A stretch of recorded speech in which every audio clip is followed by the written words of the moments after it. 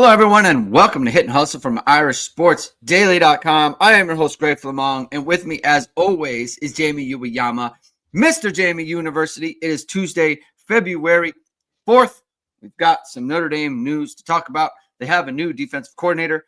They may be on the cusp of having a new GM. We're monitoring the Twitters to see if there's any breaking news. You think Shams will report on it, Jamie? If Shams Charania, you think he'll? I think he's busy right now. I think he's busy. Yeah, we'll talk about that in a second. So we're monitoring that, and I want to talk about Notre Dame's kind of place in college football and how they're making moves to continue to. You know how Marcus Freeman likes to say, you got to keep elevating. I think Notre Dame has that in mind this offseason as well, and I think that might be a bit of a change from how Notre Dame has dealt with success in the past. And so I want to talk about where Notre Dame sits kind of going into 2025. And then whatever comes up in the chat, viewer and listener questions and things of that nature. So thank you, everyone, for tuning in today. If you like what you hear, please hit the like button. Please hit subscribe. Please hit the notification bell. So whenever it is, we are going live. Links to the podcast, as always, are in the description below. And the show, of course, is brought to you by ESQ Clothing, founded by Notre Dame alum Ge Wang. You've seen ESQ and all your favorite Notre Dame players and coaches. With over a decade of making the best custom clothing available, ESQ will help you look and feel your best in 2025. From a perfect fitting suit or sport coat, shirt, or bomber jacket, or the perfect tuxedo for wedding season, check out Ge's amazing work at esqclothing.com. Book an appointment to upgrade your wardrobe today. Mention ISD. Get 10% off your entire purchase. I appreciate everyone tuning in so far. The Lakers are introducing Luka Doncic right now, Jamie. Man, congratulations, Greg. Honestly, like, you know what, man? Yeah. First of all, blessed. Hashtag blessed right there. Jesus blessed. Listen, it's nice that Laker fans, we finally got a break, after all these years. So I'm laying in bed. I'm about to go to sleep, and I can't believe you guys are still awake. You guys are the best. So I'm laying in bed. I'm about to go to sleep, and Matt just texts Luka, like, a bunch of A's, and I'm like, what is this even about? Like, what? Why? Yeah, it made me. Why is he telling us about Luka Doncic? I was following. And I was like, I don't know who this is. Like, who is he saying? And I look on the Twitter, and it's like, what? Like, I didn't even know what to say. I didn't understand what was going on. That's crazy. It's crazy that happened. What a weird thing. But he's being introduced right now. So look, I appreciate everyone tuning in. Someone who's been introduced, at least on Twitter officially, is Chris Ash, the new defensive coordinator for Notre Dame. I didn't see a co-DC on that. That's interesting. That's interesting to kind of take in and see how they'll probably announce that they probably didn't want to do it all together. It doesn't look as good on the graphic. I will say that. I will say that it doesn't look as good on the graphic. It's interesting about Chris Ash. Like, I think initially, and I think we're kind of included in this, is initially it was like, I don't know about this hire. And then we started to hear more and more from people who were out. Like, it wasn't kind of us talking ourselves into the hire. It was just like getting feedback from people kind of from Rutgers, from Texas, from Ohio State, talking about how they really liked him and they thought that he really did a good job. That kind of surprised me, frankly. I didn't expect to hear those things, like little anecdotes that people are sending over and things of that nature. And Matt had a Q&A with a former Ohio State starting safety. I think is it Tevis Powell or Tyvis Powell? I wasn't sure. I think it's Tyvis, but okay. Former Ohio State. He had a Q&A. It's on the website IrishSportsDaily.com, and you should check it out. It's interesting, and it goes to, like, he speaks to how he's kind of a hard ass, right? He speaks to kind of how he's really on the players. And I'll just read a snippet from here, and then you can react to it. I just thought it was funny as a former player who, as a former secondary player as well. Just a snippet from him. Talking about how he got them to play faster, simplified the game for them.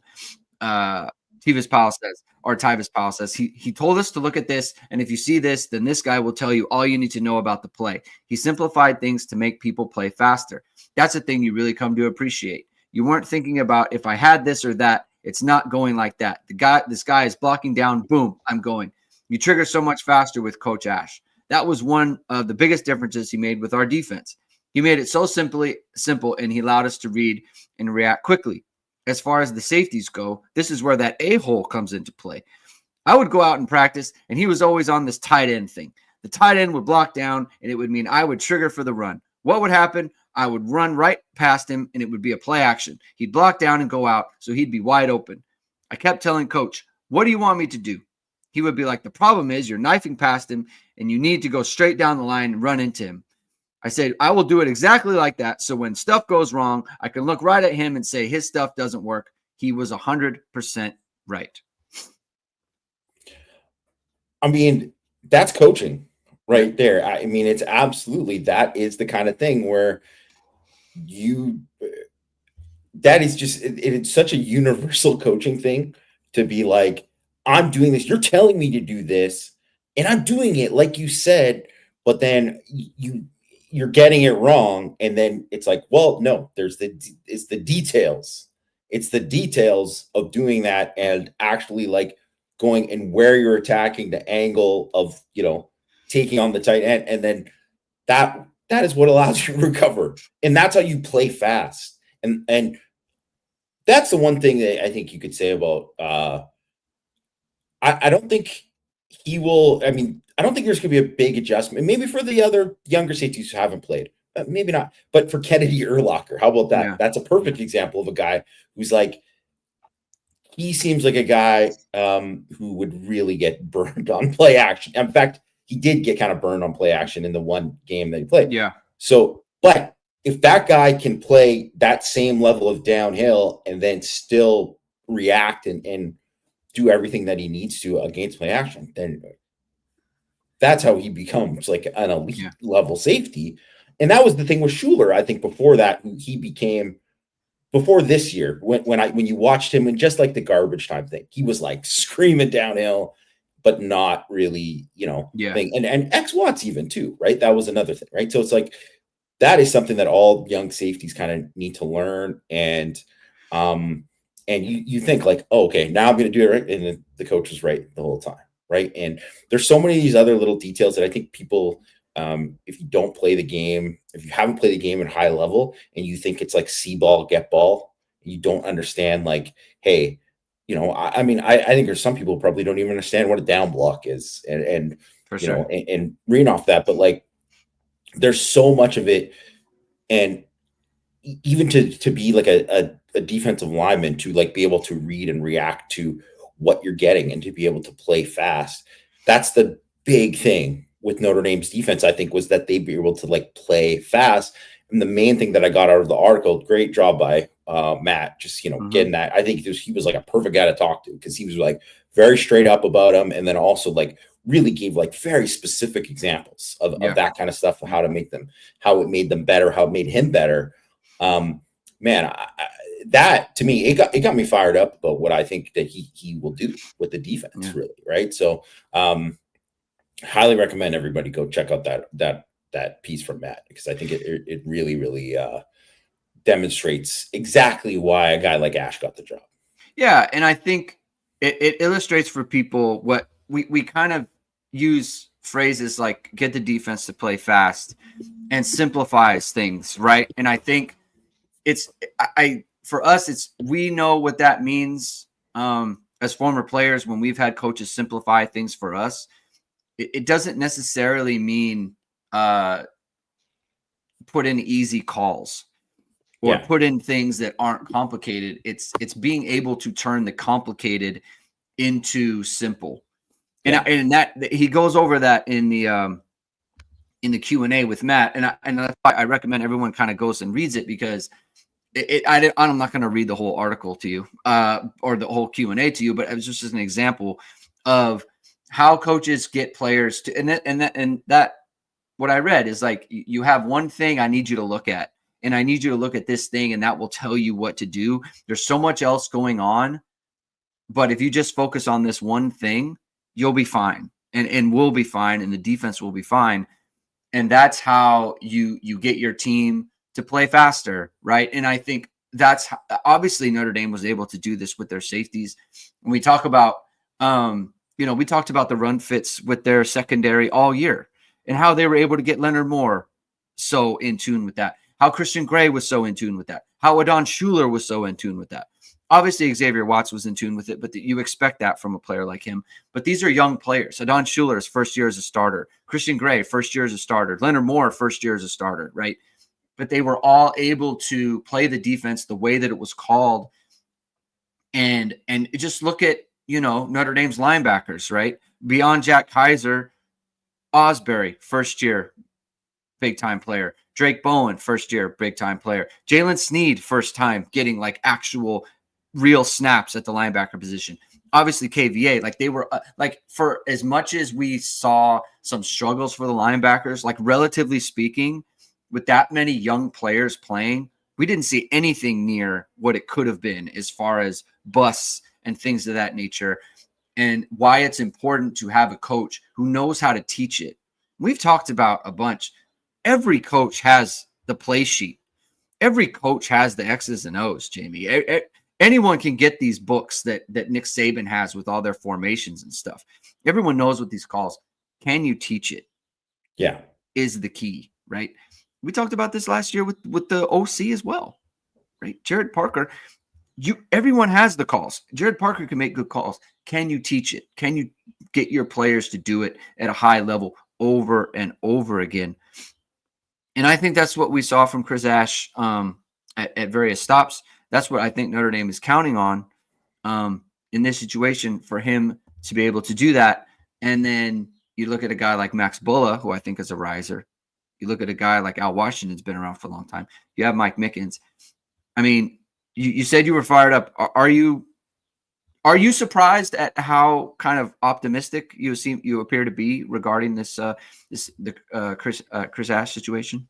I guess a little, because I think, there's always like a little bit, the less you know about it, and the less the less you know about a specific thing, and the longer the distance between someone doing that's whatever, you get a certain idea about someone, right? And you don't have an idea, or like you don't have a totally fleshed out idea about like what this guy is, and exactly how it's going to work, right? How it's going to work with Notre Dame's players, right? And I think that's always like a question. And I think one of the things too, with Al Golden, as you kind of learn more about him kind of leading up to it, I was like, oh, I think this is probably going to work out pretty well, and then obviously it got better and better as it went along, because as more he adjusted to being back in the college game. And I think with Ash too, he isn't that far removed from being in the college game either. So that is another thing that I think is probably like, not just that the players are kind of smarter coming from Golden's system, but also the fact that like Ash doesn't have to, like, he's been a college guy for most of his thing, where Golden kind of transitioned to an NFL guy for like a long time, right? So that was like more of a transition. There'll be less of a transition there. And plus, I just think that you look at how Notre Dame staff is, like you said, like all those guys just know how to teach. They're good teachers. They're good coaches. Yeah. And I just see from all the positions, like, all three levels of the defense, you just see these details there that really just are impressive to watch when you're just thinking about like, man, that's good defense, right? Yeah. Like just all of these little things, like whether it's understanding like leverage in on a coverage, or whether it's understanding like block destruction from a linebacker, or like how fast someone plays a trap but plays it properly, right? As an edge, right? And there's just a lot of that kind of stuff that goes on. And I just think that it's just really like fine details there that I think that make a huge difference when it comes to it. And that's why Notre Dame, I don't even think, if you're going to say like talent wise, I mean, obviously Notre Dame's got a ton of talent on defense. I'm not saying that they're not talented, but if you look at them comparatively to, Georgia or whatever, Georgia's got the 3 first-round picks on their defense. Notre Dame doesn't have the 3 first-round picks on their defense.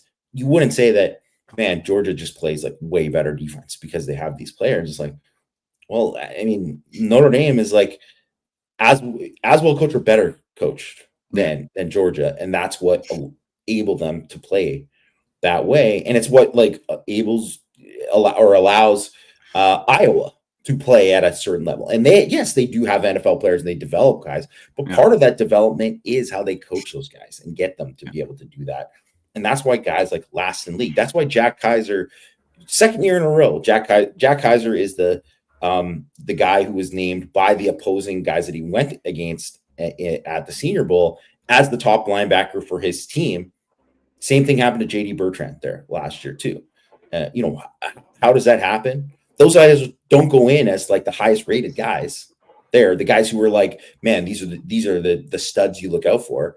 I think people go in there and they're like, man, this dude from Notre Dame is pretty good, right? Like they go in there and they impress them, and it's because of like all of that coaching that comes, before it. So, I know we probably won't get into like the stuff with Senior Bowl too, but like that kind of thing is like Jack Kaiser, because I saw, and I've been seeing this, whatever, and I've seen it for a while, where like Jack Kaiser wasn't seen as like a guy who was by our guy Dane Brugler, didn't have him as a draftable player, right? As him had a UDFA, which, okay, maybe, I don't know, right? I don't know how all these people view whatever, but I'm going to guess that he went to the Senior Bowl and he now he's going to be drafted.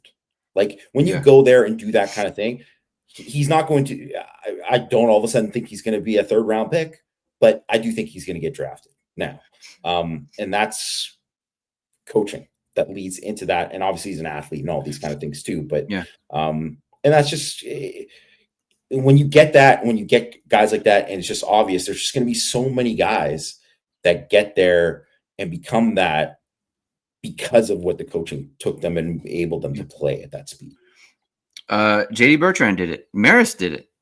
Know, Maris impressed people. Look, would it be surprising if Jack Kaiser turned into Drew Tranquil? No, wouldn't be crazy. Right? No, it wouldn't be crazy. So, it just, but that's the thing. It's like Notre Dame's able to do this with not the tip top athletic profile guy you want, right? Jack Kaiser's not big enough. Right. And that's the thing. He just doesn't have that athletic profile that some of the top picks does, but he knows how to play the game. He's a good football player. Right. And Notre Dame has taught him to be a good football player, just like they did with JD Bertrand, just like they did with Maris Leafau. So, and then those guys have success. And those NFL teams, they're more comfortable giving a shot to a guy like Jack Kaiser because look what he just came from. Right. Yeah. So that's something as well. Irish One asks, will Ash continue to play a lot of man coverage? Listen, I got a hat tip my guy Jamie Uyeyama, the Mr. University on this show. He's been talking about pattern matching cover 4 in the Q&A. He specifically references being a pattern match cover 4 team, which means you start in zone and you become man based on how the routes matriculate into their zones. And so that remains to be seen, right? How he wants to do this. The good thing for him is if he wants to play a lot of man, he's got a ton of tape of Notre Dame playing man coverage. It's hard for a new coach to come in and say, I like to play man, but I don't know, because you don't really have it on tape. He has as much tape as he wants Notre Dame playing various types of coverages, and then he can pick the one that he feels most comfortable for his team. So that's interesting. He's a cover 4 guy. He likes to play cover 4. I thought it was interesting that how in the Q&A about how he has a base defense that they can run against basically anything. So that sometimes there's situations where, and we've seen it where a team goes fast. It's hard for the defense to get lined up. You can't get the call in.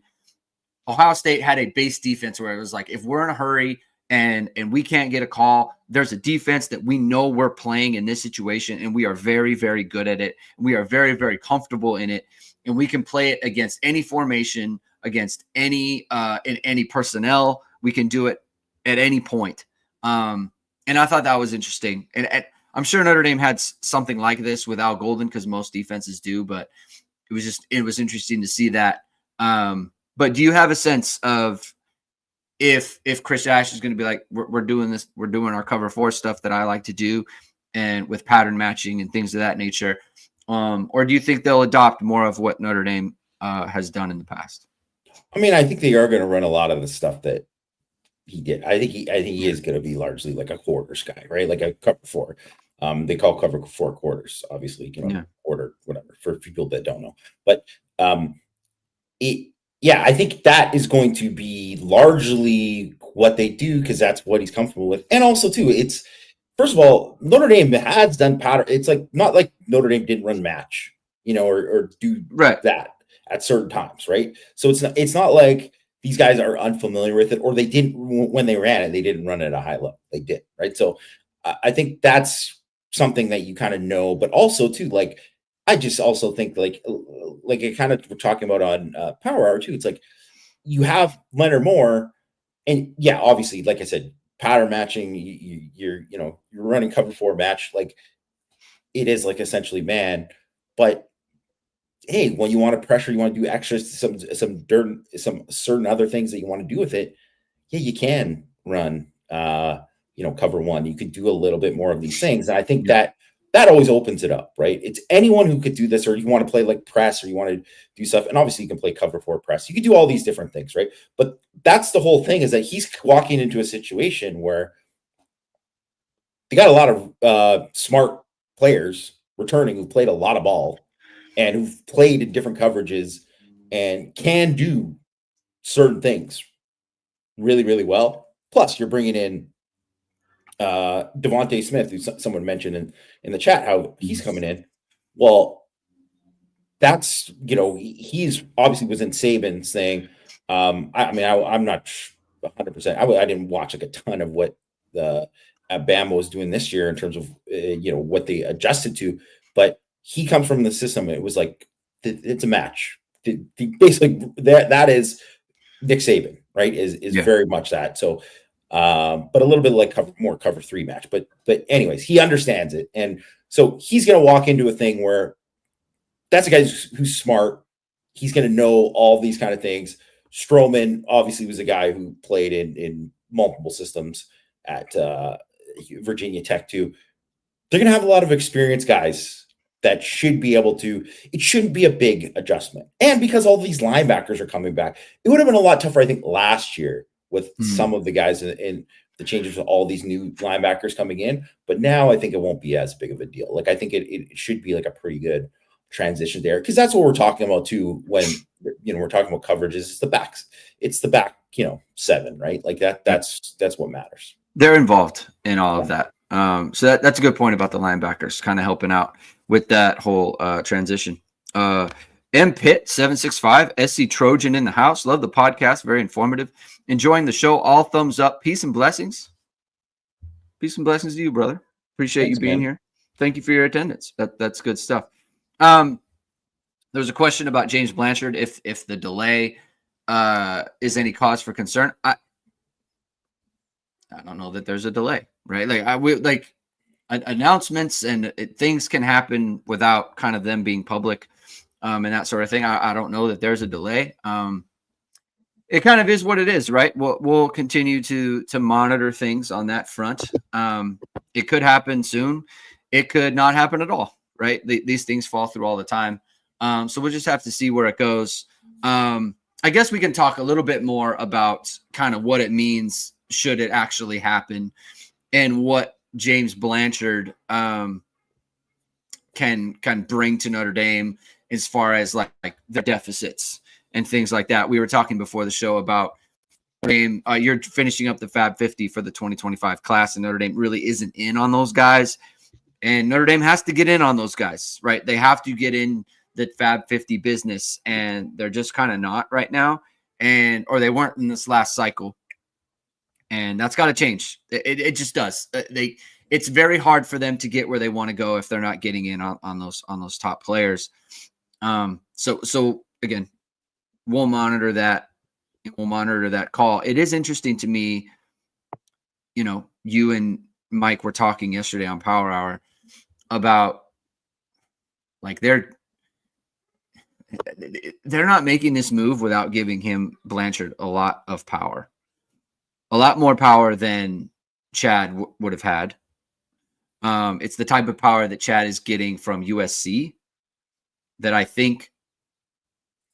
I don't know if he'll get exactly what Chad. He won't get. He will get less than Chad from USC, but I think it's interesting to me that I don't know that this was even on the table. What they're offering Blanchard, I don't know that it was on the table for Chad. Yeah, that's a good point. Yeah, I think that's interesting to me that Marcus Freeman is willing to go that route. That the administration is willing to go that route for one person. Not what I expected.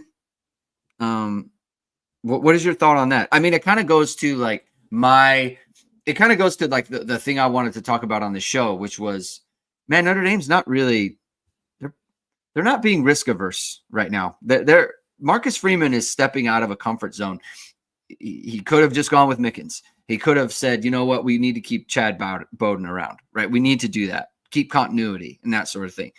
Marcus Freeman is not doing that. He's saying, okay, Chad Bowden, he can go to USC. I have something else in mind. There's something else I want to do. He's doing that. Same thing with Mike Mickens and Chris Ash. Marcus Freeman's taking some risks after a title run. I think that's notable for him as a head coach. It is notable. And I think one of those things too that you want to be able to do is if you're going to try to attract good people that, other people want too, you have to empower them, right? Like you have to give them a certain amount of authority, or else you're not going to get those guys. That's just what it is, right? Like, I'm sure Blanchard. I mean, first of all, if he wanted to stay at Texas Tech, or if he does stay at Texas Tech, he's getting a ton of money and he's getting all the power, right? Like he's doing whatever the heck he wants, right? So, and obviously, there's a different. There's things that go with it where maybe he wouldn't get as much power at Notre Dame. He's still going to get a lot of power. He's going to get a lot of money, but it's like a different level and all of that. And there's a different thing to prove himself. But it's just one of these things where if you're going to bring in someone like that, who you're hiring because you think this guy is very, very good, right? Yeah. He's very, very good at this and this and this, scouting, organization of, recruiting and all that kind of stuff. You think he's that good? Well, you have to give him the power to do that.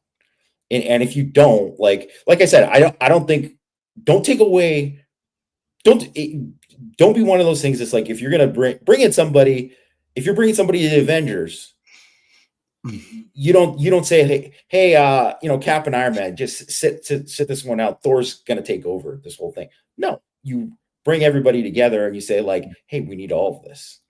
If we're going to take down Thanos, we got to get all of this, right? Like you need all of these pieces together. So you don't want to get rid of all the evaluations and the things that make, that has helped Notre Dame get to this point, frankly, right? Like, why would you do that? No, you want it to be additive, right? So I think that's the main thing. You want to make sure that they are all together, right? And all that. Notre Dame's upgrading, right? They're looking to, like you said, elevate, or I said, they're looking to elevate things, to add on, right? Keep the good stuff and then get even better.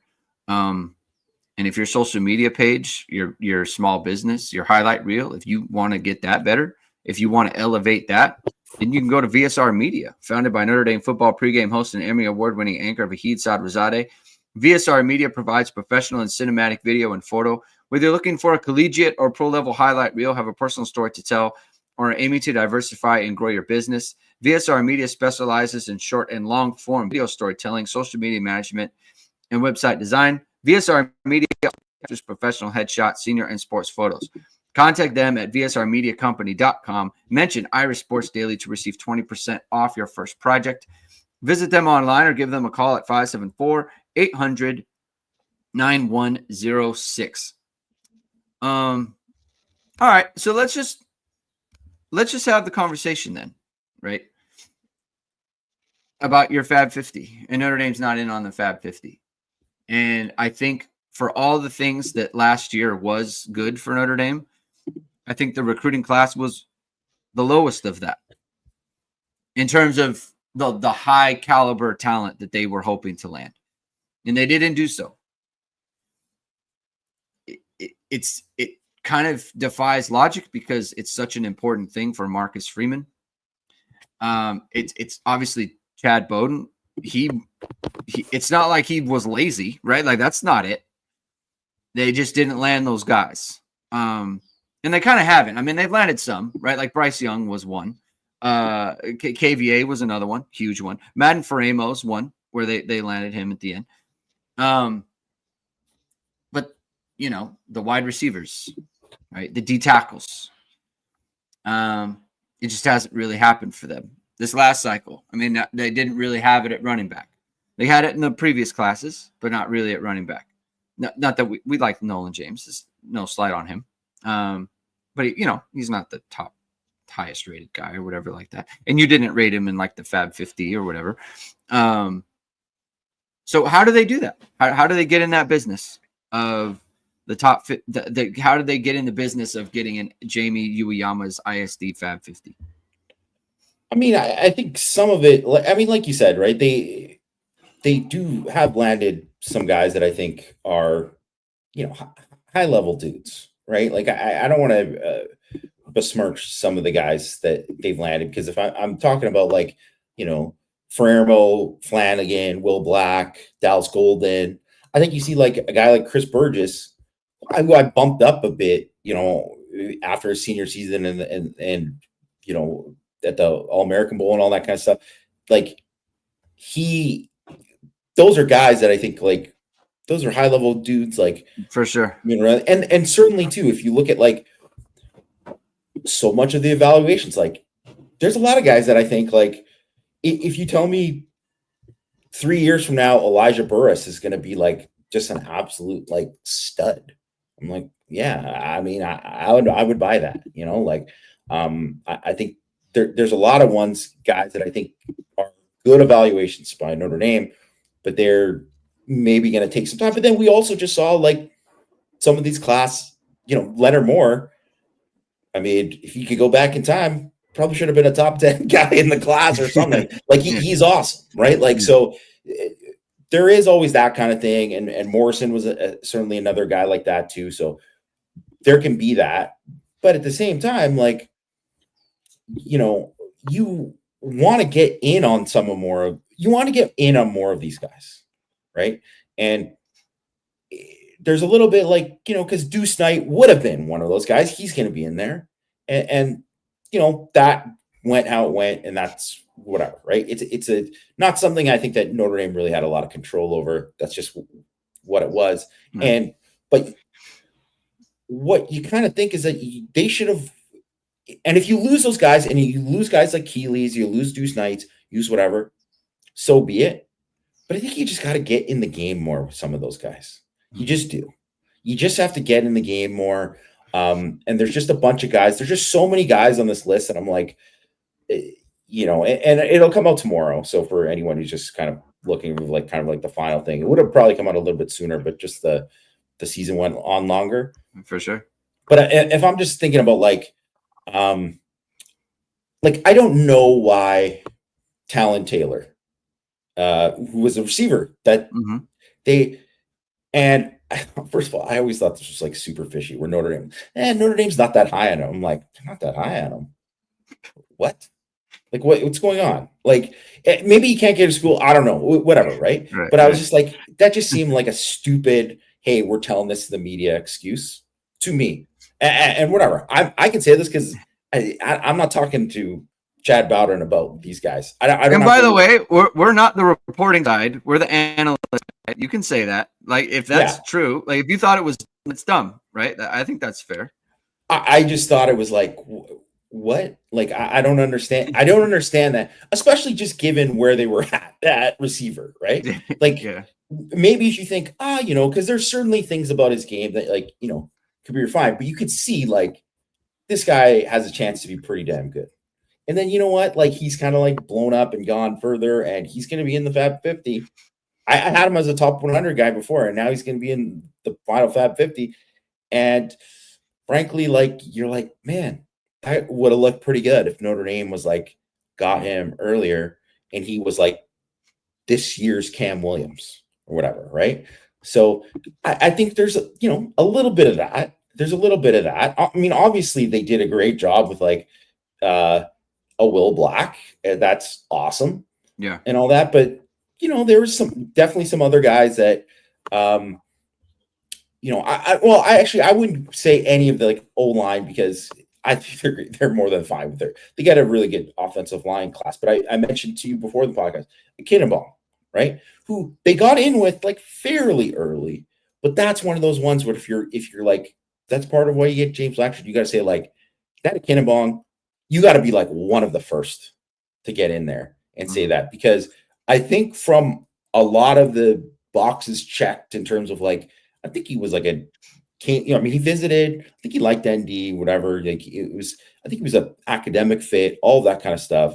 Obviously, he went to Georgia. He's like, you can't blame a guy who wants to go to Georgia, but that's also why it's important to beat Georgia, because you're like, guess what, man? We can play with them.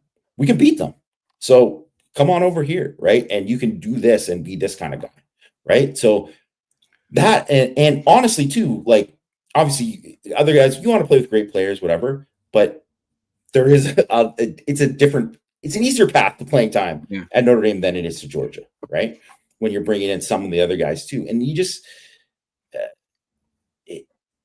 there's just those kind of guys that I think that is what I'm thinking about, like when you're missing that kind of thing, where it's like, if they would have just kind of been in there and like really like maybe persistent, and I don't know, maybe some of these guys is like they wanted a bag and they didn't think they were worth it or whatever. I don't know, right? So there's other factors that go into it. But let's face it, when you get into a situation where that Notre Dame was just in, and you think about, man, they were so close to just winning a national championship there. Think about just adding 3 or just two more guys, 2 more studs per class. And not all those guys are going to hit, whatever, right? But if you just, enough of those guys are going to hit that you're going to develop these guys. If you land just 2 more top 50 guys per class, and you just added that to what you have,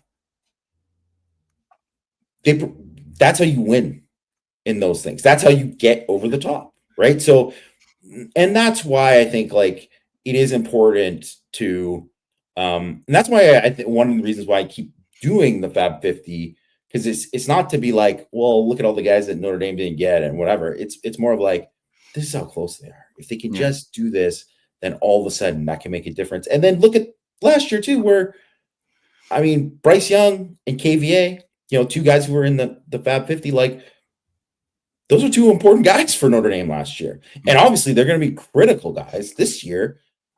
They could be stars this year, right? So there's a lot of that. Like, I think that if you were Notre Dame's there, you just want to see them get to that next little level. I think as, final grades kind of came in for the thing, Notre Dame ended up signing 15 composite 4 stars in the class. Like, pretty darn good. 9 composite 3 stars. Like, they did well again. Their blue chip ratio, I think over the 4-year span, like I added it up what it's going to be. So, and these are all obviously, Marcus Freeman recruiting classes pretty much now, right? Because it was like he was kind of 2022 as well, because it was a lot of him, right? They're going to be at 73%. It's the highest they've ever been. They were 67% last year. It's the highest they've ever been. They have improved recruiting. They're just talent. There's way more depth. Or we just saw the kind of depth that they had with all the injuries. They were able to withstand stuff. But just like, Charles Dregesaw, another Fab 50 guy who came in Yeah. at the end too, Yeah. right? It's just so just when we're talking about that, that's why when we say like, hey, it does matter, like, because yeah, you win when you get like, man, what a great evaluation with Leonard Moore. He was that guy, but then you're also landing these other guys who like are kind of consensus that thing too. It helps. Yeah. And it's not, and it's also not just winning that game, right? It's not just winning like, oh, if guys hadn't gotten hurt, maybe they have a better chance to win the national title game. It's not just that. It's like having that type of roster where it's like, they're going to be back here. They're going to be back here definitely, Like that's the thing with Ohio State is like they've had all this talent and they haven't been able to do the thing that Notre Dame wants to do since 2014, right? They've always had this talent. But they kept giving themselves the opportunity, right?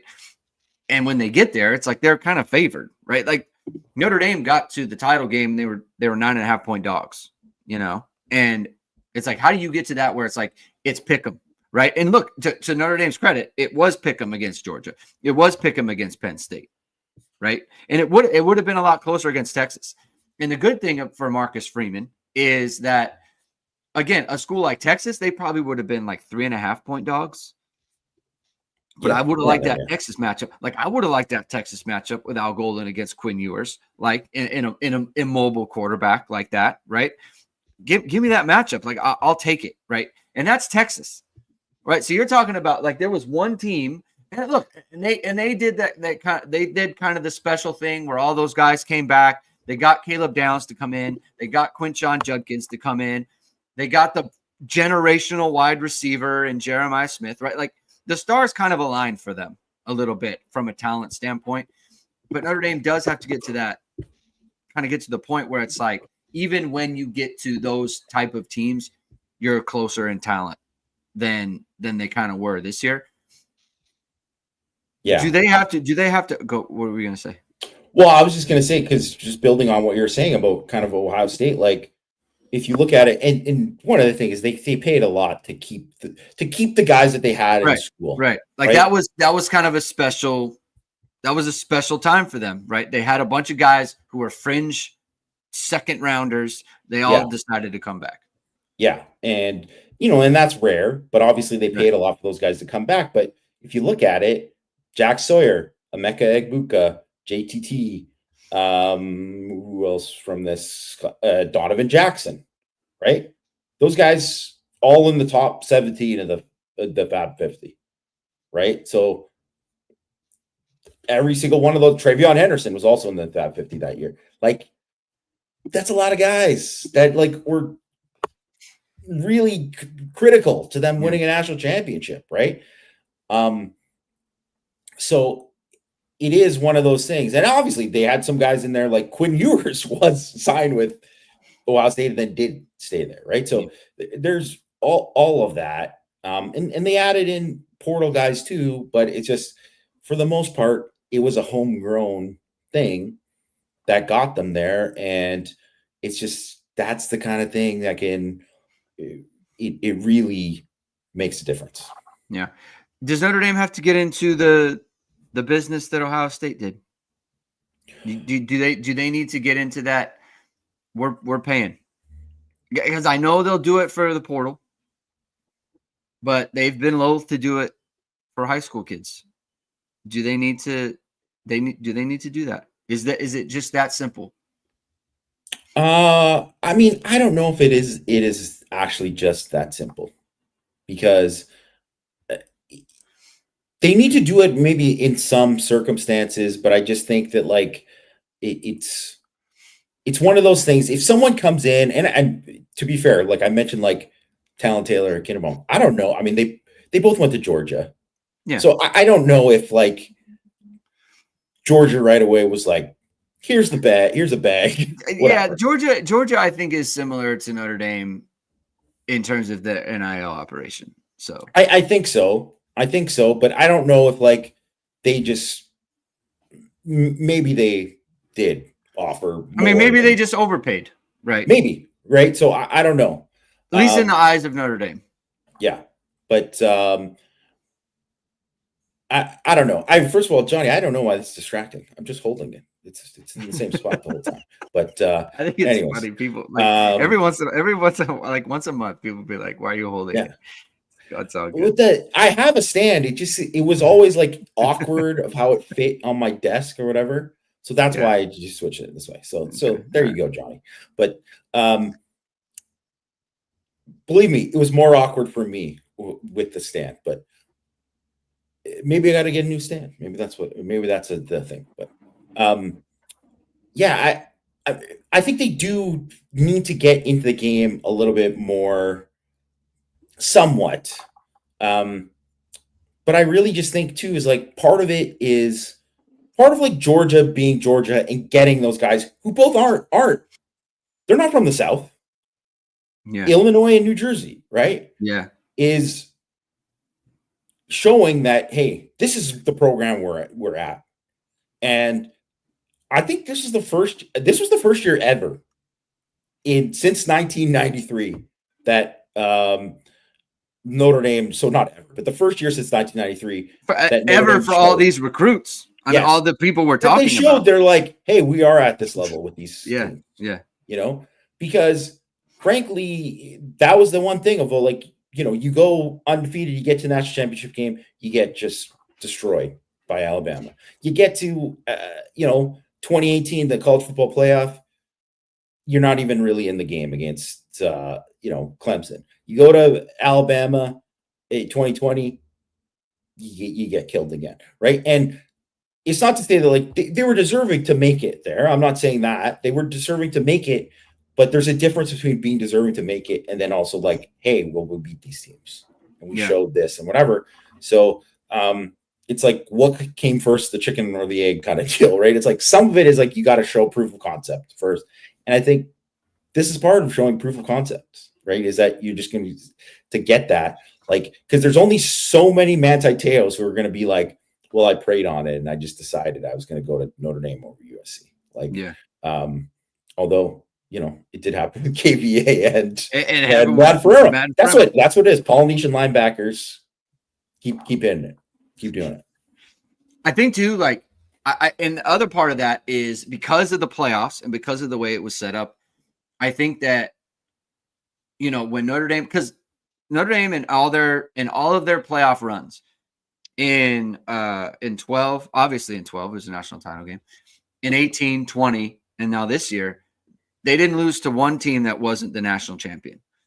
Every time they lost in 18 to Clemson, they were the national champion, right? They never lost to the team that went on to lose. They always lost to the team that went on to win. It was always that best team that they played, in fairness to the 18 and 20 teams, right? Those Notre Dame versions. I think that the assumption from fans is like, not only would they have lost to them, they would have lost to the other semifinal teams, and they would have lost to like 3-4 teams that weren't able to make the Final Four, but for the format that they're in, right? Yeah. This year was like, no, they played Georgia, who in fact would have been in the Final Four in the old format. They played Georgia and they beat them. Then they played Penn State and then they beat them, right? And those were teams that are like right around their talent level, and they got to do that. So people couldn't really, I don't really care about the narrative. It's more of like, for, like you said, for recruits who get to see, it's like, oh, Notre Dame is like right there with Georgia. Notre Dame is right there with Penn State. Like, people put the SEC and the Big Ten on the pedestal, and so for Notre Dame to say, hey, like, we don't need to be in your conference to be better than you, to beat you on neutral fields in Louisiana, right? In the Superdome in Louisiana, right? Like, we don't need that. We're good the way we are. That's a pretty big statement, right? And so, and to back to the point, like, Marcus Freeman is pushing it. He's pushing it with James Blanchard. This is not a safe move that he's making. I mean, not from him, but not just from him, but from the administration as well. It is not a safe play. That they're taking a risk, right? And they're giving someone a lot more power than maybe they were comfortable with before. They're doing it now because they feel like that's how they need to take the next step, right? So look, credit to Marcus Freeman for that. credit to the administration for that, frankly. I mean, that's kind of my whole thing is like, this is kind of an off season of Notre Dame pushing it, in my opinion. They're not pushing it like crazy, right? They're not being complete. Like they didn't go after a quarterback, right? They're staying in-house for their quarterback. But they're making moves that I think they would not have made in the past. I think they're doing things that are just I don't think they would have done it. I think they would have just like, I don't want to make the BK comparison because it's different, but I think he would have just elevated Mickens. So a move like that. I mean, that's what he did with Clark Lee, and not that it didn't work out, but I just think he would have done that, right? I think they would have, Chad Bowden moves on. Okay, give it to one of his underlings, like keep it in house, right? And so, I just think it's notable that Notre Dame is doing that. I mean, not to dunk on BK again, but I'm sorry we got to do it again. But I mean, that was one of the things. If you're going to look at, if let's say LSU does bad again this year, or not bad, but below expectations, because they didn't do bad this year, they were just below expectations. So if they're below expectations this year, and say they decide, hey, someone's going to cut a check and they're going to get rid of Brian Kelly, whatever. His biggest regret should be that he went with basically the guys that he went with on his defensive staff were all guys that he was like, yeah, they weren't good enough to hire at Notre Dame. Like he interviewed all of them and they weren't good enough to hire. It was like, well, he went with Matt House at DC, and then he went with Kerry Cooks, who he didn't get, when there was an open job, he just was like, no, you can stay an analyst. And then he went with Steeples or whatever, right? Like he did all of that. And not to say those guys are bad coaches. I'm just saying, like, if you're looking at that kind of thing, he went with the easy answer, the familiarity there, rather than that. And sometimes, you got to take a risk. And I think if you look at Ryan Day, one of the things is like he always called plays, and he was the thing. Well, it's like, well, I mean, it's a lot easier to do it with someone like Chip Kelly, but he handed that over to Chip Kelly. And one of the things too, Jim Knowles is out now, but guess what? You got 3 years of great defense by hiring a guy who was not someone you knew, and he got you a championship. So, I mean, that's another way to look at it. Yeah, and I think Notre Dame's kind of also doing that with the ACC deal with Miami and Florida State and Clemson. Like, just kind of bring it, like bring it. It's fine. We can have harder teams on the schedule. And like I think Notre Dame. I like it. I also like it. Like I'm the kind of person where it's like whatever. Like whoever's you also on the don't schedule, know those teams are going to be just powerhouses. And how about this? How about you just become a powerhouse to the point where it just doesn't even matter? Exactly. Like there was a point where it's like for Clemson, it doesn't matter if Florida State's on the schedule or Louisville has whoever they have or Notre Dame has whoever. Like there was a point where Clemson was just like, we are beating everyone. It's just does not matter if you are good or not, we will beat you. And I think like for me, it's like Notre Dame needs to think like that, and and they are, right. So I don't want to, I don't want to scold them for not doing the thing that they're doing. Like they're doing, I think, the right thing here, and is to say, like, no, we are the powerhouse. It doesn't matter what they become. Notre Dame plans to be that team. And so I'm fine with it. I think it's good. One thing that always bugged me about, Nick Saban's time at Alabama, and obviously, whatever, the guy's the greatest coach of all time. I'm not trying to say that he's not, but I hated how they always played that neutral site, game at the beginning of the year against someone. They never went to anybody. It was literally like through the whole time he was there until they played, I think, when they went to Texas and they played on the road at Texas. That was like the first like home and home one with like a power that they had during that time. And it's fine when you're building up your program or whatever, but it's like, how many 5 stars do you need to be able to like go out and do that? Because the other thing is, you know what? It's not going to hurt Alabama. Because look at Alabama. You didn't lose the games this year because of it. You lost the teams you shouldn't have. on the road, right? So it's like I like the idea of going out and doing that. Yes, it is so much harder to win on the road than it is at home in college football. Obviously, plenty of examples of that. But I just think that, like, you want to have these marquee games. You want to have that. It's why kids go to Notre Dame. If you say, no one says like, man, I really want to play that Shamrock Series game here.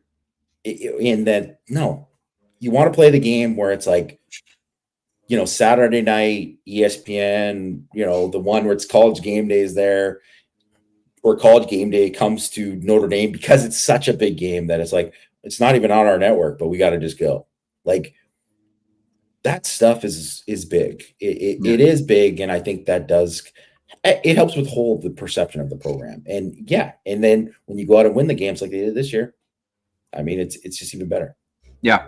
I guess we can talk about this a little bit more as it gets started, but the spring game has been set for April 12th. Jamie, we will not be doing a live show reaction after that because I'll be in not America. Where are you going to be? We're going to Europe for spring break this year. I did not think I thought the spring game would be later. So yeah, it's a weird early. I'm very surprised. It's 68 days from today. They just played 16 games. I'm going to tell you right now, this spring game, this spring year is going to be like, I don't know what the word, scaled down, developmental to the point of like Jeremiah Love may not wear pads for like the entire time. Like why would he? I don't know why he would ever put like shoulder pads on. Why would he ever take hits? I don't know why he ever would. And I think there's maybe, I don't want to say a few guys like that, but they got to be careful, right? You got to be very mindful of the workload that they've put in. And it's 2 weeks closer than I thought it would be. So the spring game is going to be very like watered down, which is fine, right? Like if it's the result of you going and playing for a national title game, then that's a trade we will make 100% of the time, I think, as analysts and as fans. As the fans will take that trade as well. But that's what it's going to be, Jamie. I wonder if they moved on that. Yeah, I wonder if they moved it up this year because I think last year, one of the things is like cut into the week of like what you would do for like, they call it the May evaluation period, but it's like starts a little bit earlier than that. So I wonder if they were like, especially because their kind of January visiting stuff got kind of messed up because of all there. So it's like, well, we gotta take advantage of the spring eval thing. So I wonder if that played a part in it. And also, I think it's better for the players who might leave. It's beneficial to the players who might leave to be like, hey, we're done. Now we can have these talks. And if you're looking to go and for another opportunity, here's your chance. You finished spring. You didn't have to leave like 2 weeks before spring, ended to say like, hey, I'm not going to finish spring ball, right? Like we're just going to do it. And then also to like the fact that like you get a quicker jump to be ready right when, and not that there already aren't working on portal guys during that time, but it's like you get a better jump to be like, hey, this guy, out of nowhere went in the portal. And there's that. But although I don't think there's going to be like, I would be surprised if they added too much, but it all depend on who leaves in the spring. Yeah. So we'll monitor that. I also think maybe they just said we want more time in between spring and fall camp for the players. Give them a little bit more time away from it. That's also a benefit as well. And plus there's like, final exams, like practical concerns and that sort of thing. So, but we'll talk about that more as we get on. But we can end the show there. Thank you everyone for tuning in. If you like what you heard today, please hit the like button. Please hit subscribe. Please hit subscribe. We're about 450 away from 10K. Want to get to that 10K number? Share it with your friends. Tell your friends you had a good time. Got USC fans in here. enjoying the show. So you can share this with your friends. But yeah, we'll be back on Thursday. I'm recording a show with Dara Mabry. We're going to have a Dimes with Dara episode probably out tomorrow. We are recording today. So look forward to that. Women's basketball team is absolutely stunting on the entire ACC right now. So we'll talk about that as they're currently number 3 in the nation. They have not lost in America. They have not lost in continental United States. It's good. It's a good basketball team. So we'll talk about that. But look forward to that tomorrow. And we'll talk to you on Thursday. Have a good rest of your day, everyone. Keep hitting and hustling.